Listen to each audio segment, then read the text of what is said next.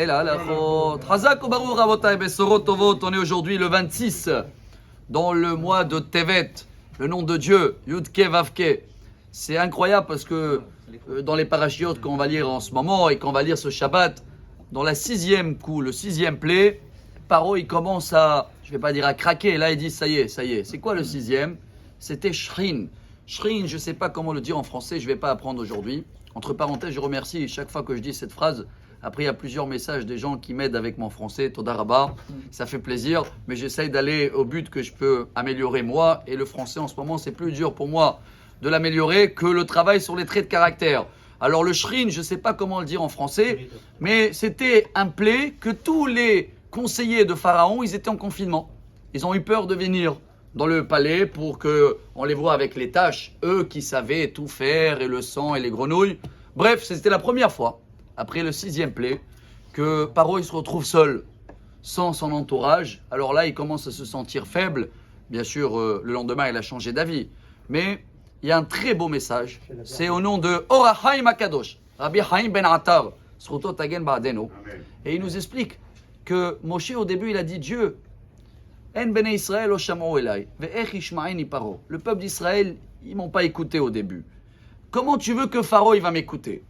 Et Rashi dit sur place, c'est un des 10 a fortiori, cette fois-ci j'espère que j'ai bien dit Kal Vachomer, de la Torah. Ça veut dire, Moshe dit, si le peuple d'Israël ne m'ont pas écouté, comment il va m'écouter Pharaon? La vérité, quand on essaye de voir, le peuple d'Israël, ils n'ont rien encaissé, quoi. Enfin, quel rapport il y a entre le peuple d'Israël qui ne l'ont pas écouté que Pharaon? Lui, apparemment, oui, il doit écouter avec tout ce qu'il a encaissé.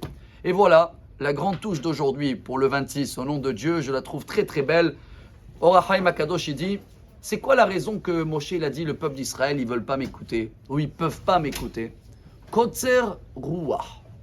En français, leur esprit, leur sérénité, le calme, le savoir d'être posé dans la vie, il est coupé.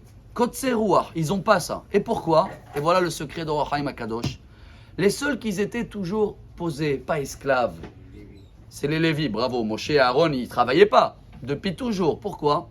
Et voilà le grand secret. Il dit le Or HaChaim HaKadosh, l'étude de la Torah, les cours de Torah, les moments de prière, Mahiv libo shel adam. Ça te donne une sérénité et d'un coup, tu arrives à gérer avec la course de la vie. Qui n'a pas de course? Plus ça passe le temps, plus la course, elle devient tellement dure à tout payer, les crédits, les machins, les choses, que des fois, heureusement qu'il y a des confinements pour qu'on arrête tout. Mais si pendant que tu arrêtes tout, tu ne vas pas étudier, eh bien dès qu'il va y avoir une nouvelle course, encore une fois, hop, on est à fond dedans. La Torah, chaque cours, chaque page de Gemara, chaque Teilim, apprend comment la savlanout. C'était ça qu'on est rentré en Égypte. Dieu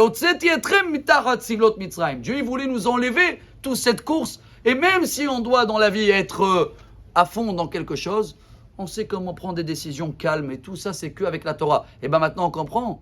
Moshe il dit à Dieu, le peuple d'Israël, s'ils n'ont pas de Torah, ils ne peuvent pas m'écouter. Mais Pharaon, qui n'a pas du tout de Torah, comment tu veux qu'il a le temps de m'écouter? Voilà la réponse et voilà le message d'aujourd'hui. Quand on étudie la Torah, on a le temps pour tout. On est posé, on est reposé. J'espère que grâce à ça, on va avoir, si Dieu veut, une shalva.